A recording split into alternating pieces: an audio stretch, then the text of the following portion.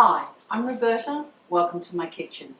Today we're making pasta, and not just any pasta, but one of my favorites, Garganelli, which is like a penne except it's handmade.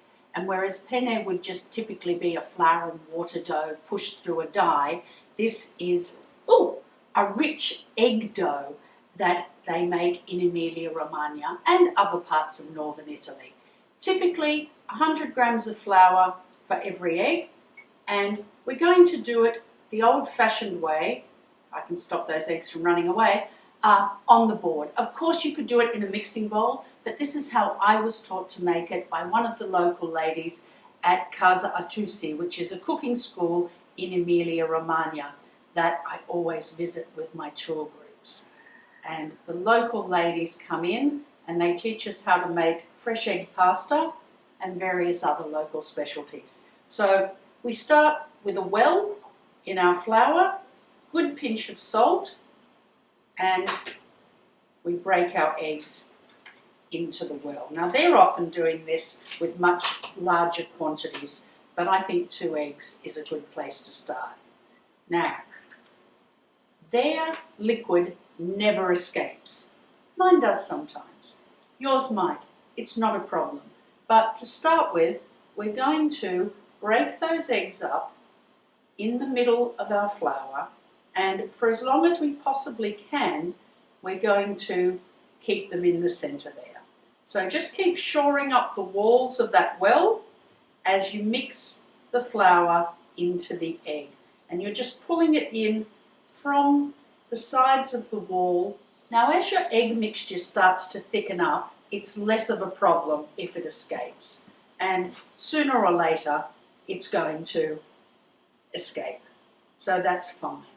We're now pulling more flour in there, and we can dust the rest on top. Slow and steady, giving it a good mix until we form quite a firm dough. There we go. Once the dough's nice and firm, you can just pick up any of those stray bits that are still on the board. And now you're either going to need for a good, I hate to say it, but probably 10 minutes by hand. If you're a masochist and you like doing that, you knock yourself out. I tend to put it in the old Kenwood chef with the dough hook and let that work its magic while I do something else. So let me do that, and then I'll come back and show you what we've got. So here we go. After 5 minutes with the trusty Kenwood and the dough hook, we have a nice, stretchy, pliable dough. So I'm just going to shape that into a ball now and wrap it up in plastic wrap. It just needs to rest for 30 minutes to an hour. You can refrigerate it at this stage and use it tomorrow, but if you're going to do that, make sure you take it out of the fridge a good hour before you want to roll it, because you do need it to be at room temperature when you're working with it. So our dough's been resting for about half an hour, and now it's time to roll it out. It's a very firm dough, so it doesn't need a lot of flour, especially if you've got a wooden surface to roll it on. And we want to shape it into a rectangle, about 30 centimetres by 21. I know that's prescriptive, but we're cutting 3 centimetre squares. So a rectangle that's divisible by 3 is a good start. We will trim it, and I'll show you what we do with the offcuts too. Nothing goes to waste when you're making pasta. As I learnt at Casa Artusi, there's a use for every little bit of the dough. Now, because it's a firm dough, it's going to take a while to roll out. It will spring back, so slow and steady, and just work on getting a rectangular shape. Well, I must say, rolling fresh pasta by hand is a good workout. And if you've got a pasta machine, of course, you can pass it through the pasta machine. But I think we're just about there. It is a lovely, workable dough, which is great. Now, the ruler comes in handy because remember we're cutting 3 centimetre squares. So if I mark that out as 30 centimetres up there, and I can cut 30 centimetres there, and if we're lucky, that is just 21 centimetres there. So there we go. And 21 centimetres there. So I'll get rid of those offcuts first, and I'll show you later what we're going to do with them. For now, I'm just going to put them on a plate and cover them with a cloth so they don't dry out anymore while we make our Garganelli.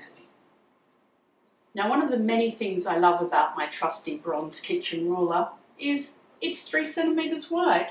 So for this, all I do is use it to mark out my squares. If you don't have such a trusty one, you can do it by eye, or you can mark them out. Because we're going to be rolling them, and you'll see that in a minute, it's a good idea to get them exactly 3 centimetres if you can. There we go. Somehow I've messed up, and that's slightly less, but that's okay because I know nothing's going to waste, and that one is going to join the other offcuts.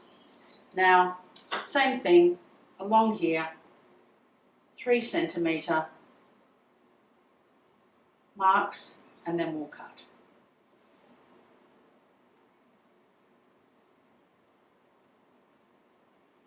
So there we go, more or less perfect 3 centimetre squares. The dough's quite dry by now, which is fine. We want it a little bit dry because we don't want it to be sticky, but we don't want it too dry. So I'm just going to cover up some of the ones that I'm not using. I'll get my gnocchi board and we'll get rolling. Now, if you have a gnocchi board, this is where it comes into its own, not just for making gnocchi, but for making Garganelli. You can sometimes buy gnocchi boards with a little wooden rod for rolling Garganelli, but you can also just use the handle of a wooden spoon.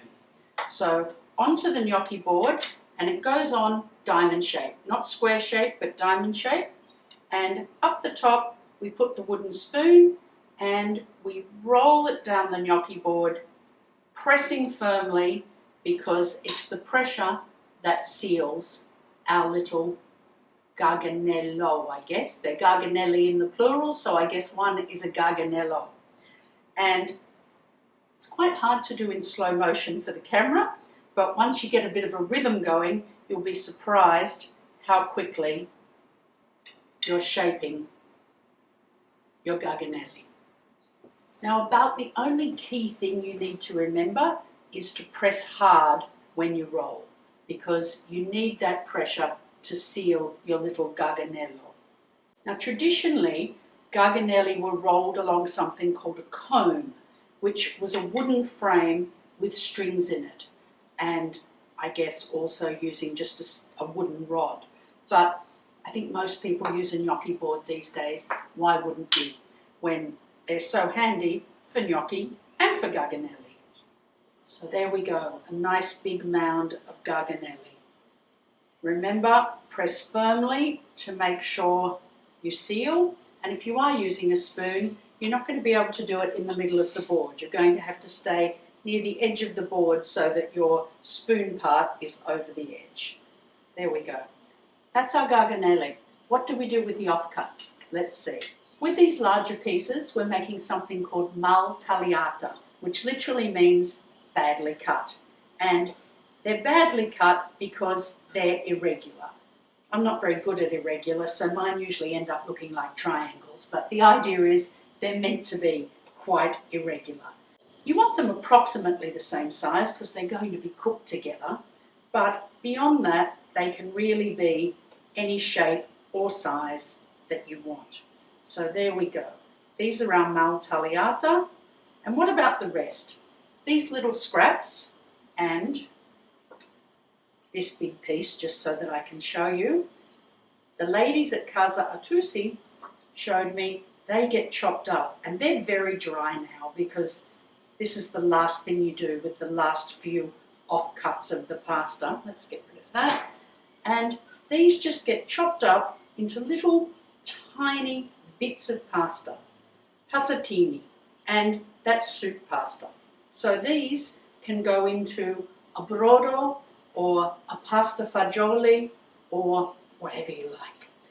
These days we tend to buy our soup pasta as nice even little risoni or stellini or ditalini, but traditionally that's what would have gone into the soup, and that can be chopped up even finer if you want. So there we go, you get the idea. I don't need to chop that up any finer. Now our garganelli and our maltagliata are going to cook for about 4 minutes typically. It really depends how much the pasta has dried out in this time and how long it sits for before you cook it. Bring a big pot of water to a rolling boil, 10 grams of salt to every litre of water. That doesn't change whether you're cooking dried or fresh pasta. In it goes, and start testing it. Taste test it after about 2 minutes.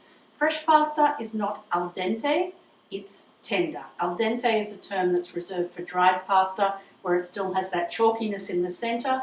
This is going to just become tender. So start testing 2 minutes, 3 minutes, 3.5 minutes. Typically I find it takes about 4.